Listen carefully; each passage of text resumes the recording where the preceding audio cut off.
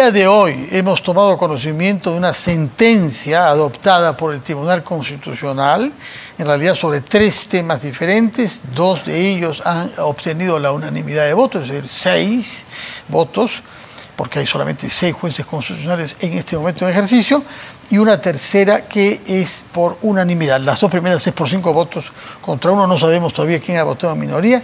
No sé si usted nos lo quiere decir. No hemos leído todavía la sentencia porque no se ha publicado aún. Simplemente sabemos que se ha pronunciado bajo el título genérico sobre el conflicto de competencias interpuesto por el Congreso de la República contra el Poder Judicial. Explíquenos cuál es el tema y cuáles son los argumentos que han llevado al voto. Bueno, muchas gracias por la invitación. A usted, en principio, es una demanda competencial interpuesta por el Congreso de la República contra el Poder Judicial. Es razón de que algunos jueces del Poder Judicial han emitido algunas sentencias paralizando algunas actividades o funciones propias del Congreso de la República. Entre ellos, la elección del Defensor del Pueblo, el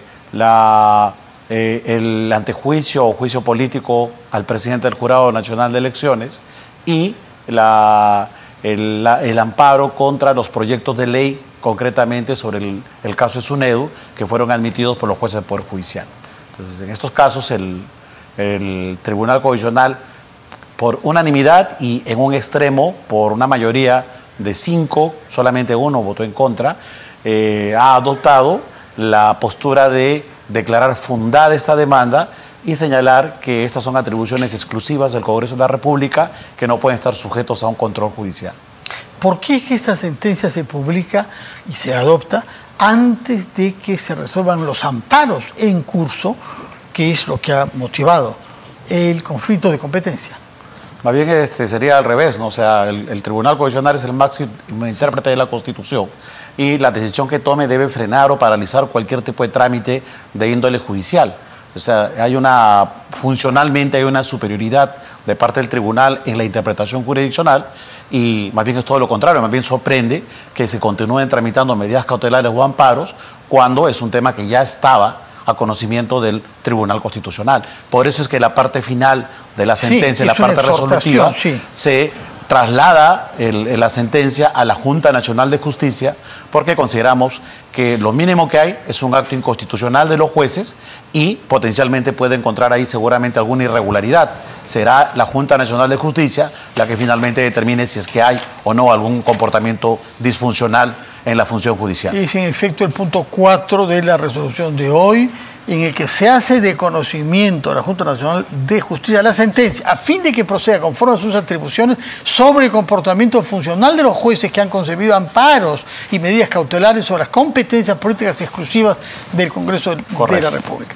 Ahora, esta sentencia no quiere decir que en ningún caso la justicia puede pronunciarse sobre actos del Congreso de la República.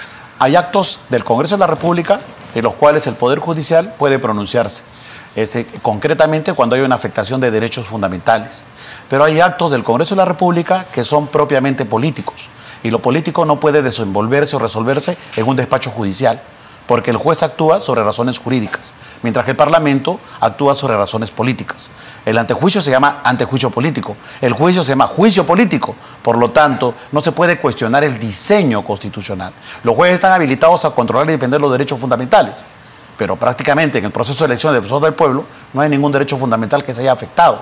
Concretamente lo que hay es un cuestionamiento al diseño que el Congreso de la República, conforme a sus atribuciones, ha establecido para un proceso de selección, que como bien tú sabes que has vivido en Europa, son decisiones del Parlamento que establecen modelos para elegir a los magistrados del Tribunal Constitucional, al Defensor del Pueblo o a cualquier alto funcionario. Entonces, habilitar una medida cautelar para estos casos realmente ha sido un tema bastante polémico. Si ese proceso de selección, no digo que sea el caso, pero si ese proceso, hipotéticamente, violara normas de buen procedimiento, sí podría participar el Poder Judicial. Por ejemplo, si se marginara indebidamente a un candidato. Correcto, si se marginara a algún candidato. Sí, en ese caso, ese candidato tendría derecho a presentar un amparo. En efecto, es que el Defensor del Pueblo, como cualquier otro dignatario, puede ser elegido por su credibilidad, que es cuando se hacen invitaciones en cualquier parte del mundo, en Estados Unidos, en España, o tal vez por un proceso meritocrático.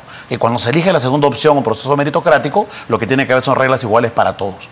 Pero en todo caso, es el ciudadano que quiere postular que considere que hay una regla inequitativa y por tanto sí habría una afectación de un derecho. De acuerdo.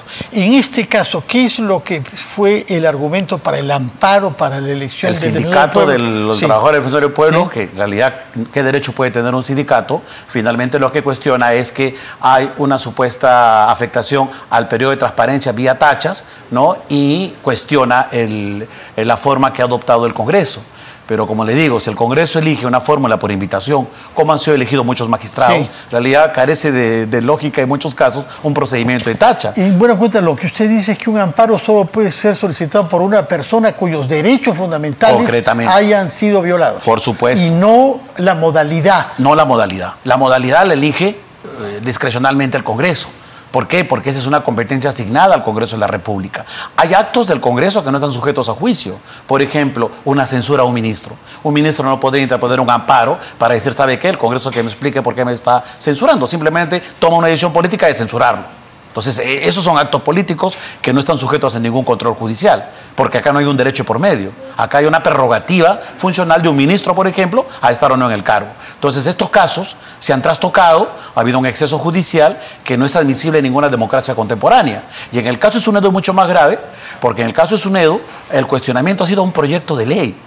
O sea, eso ya es gravísimo, que se pretenda paralizar una iniciativa legislativa porque se considera que hay una potencial amenaza, cuando se rige en nuestro país un modelo de presunción de validez de la ley. Y esto llama a la anarquía, y eso no lo podemos admitir, porque si así se van a cuestionar los actos del Parlamento, en consecuencia, cuando se llama un acto del Parlamento que pretenda establecer algún aumento por los delitos de disturbios o de violencia, etcétera, también va a poder ser cuestionado porque va a pretenderse decir que hay una amenaza. Y eso es inadmisible. Entonces tiene que haber acá un imperio de la ley. Y si hay un exceso de la ley, pues que se realicen los procedimientos judiciales que correspondan. Ahora, pero cuando sea ley, no cuando es un proyecto. Sin embargo, el proceso de elección del Defensor del Pueblo continúa y tiene una fecha para llevarse a cabo independientemente de la resolución que ustedes han publicado hoy. Bueno, eso es indistinto. Más bien, lo que estamos... aquí había un conflicto. Por eso hay un conflicto, sí. Porque el Congreso seguía señalando que era su propia competencia, sí. Y ha tomado la decisión de continuar con el proceso. Acabamos de pacificar el tema. Señalamos que sí es competencia. Que adelante con lo que se había más previsto bien, ya. con esto esperamos que el Congreso resuelva esta situación de inconstitucionalidad permanente, de no tener un defensor del pueblo por muchos años. Y también el tema de la elección del 7º magistrado del Tribunal Constitucional, que no vamos a esperar 5 años más. ¿Qué es lo que se viene ahora? ¿Qué es lo que se viene ahora? ¿Cómo se va a resolver ese problema? El Congreso tiene que tomar una decisión, más bien invocaría... Pero no se han pronunciado sobre eso acá. No, porque acá nos hemos pronunciado básicamente por el marco de competencias. Ya. La designación de altos funcionarios es una competencia del Congreso, como cuando... Pero está exhortando oralmente. Exhortando, entonces, sí, ¿a claro. qué cosa es lo que plantea? Bueno, estamos exhortando porque hay el tercer tema, El señor Ferrero ha renunciado, ¿no? El señor Ferrero se le ha vacado porque ya no ha renunciado, pero hace realizar su proceso de vacancia porque así establece la ley, y entonces se tiene que convocar a un proceso de elección de un nuevo magistrado. Y no hay plazo para eso, podría durar como ha durado en el caso de ustedes 2 años y medio más no tarde. queremos que haya más medidas cautelares ni juicios, y más bien se busque el consenso posible para poder elegir al 7º juez constitucional. Y más bien ahí será la responsabilidad del Congreso y lo tendrá que ver la ciudadanía si es que se mantiene en esta situación de postergación. Rápidamente, porque el tiempo nos vence, hay un tema, uno de los 3 temas tiene que ver con la SUNEDU, y ustedes rechazan el amparo que se ha solicitado y que se ha ganado ante la justicia. ¿Qué argumento se había dado para pedir el amparo? El amparo supuestamente es un argumento de violación de un derecho, y en la realidad no encontramos cuál es el derecho en un proyecto de ley, porque lo que se cuestiona, ese es un acto que consideramos como mínimo hay una incondicionalidad y una potencial irregularidad de ese juez, provisional por cierto, que ha concedido una medida a SUNEDU, que realmente nos llama mucho la atención. Por eso que trasladamos a la Junta Nacional. ¿Cuál es esa medida?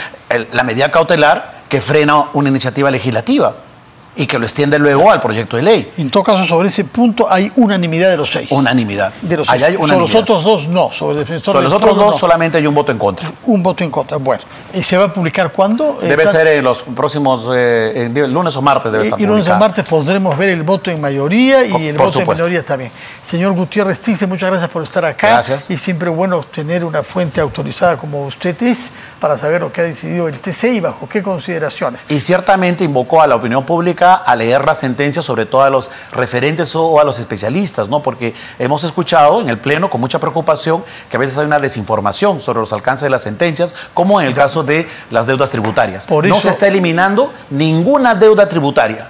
El tribunal se ha pronunciado en el caso de prácticamente los procesos por culpa y responsabilidad exclusiva de la SUNAT en el cobro de los impuestos. Más bien, hay que hacer una reforma de la Procuraduría. Gracias por añadir ese tema que efectivamente tengan pendiente. Por eso es tan útil que venga usted, señor Gutiérrez Tixe, y explique directamente al pueblo lo que debemos comprender de estas resoluciones, que no siempre son de fácil acceso.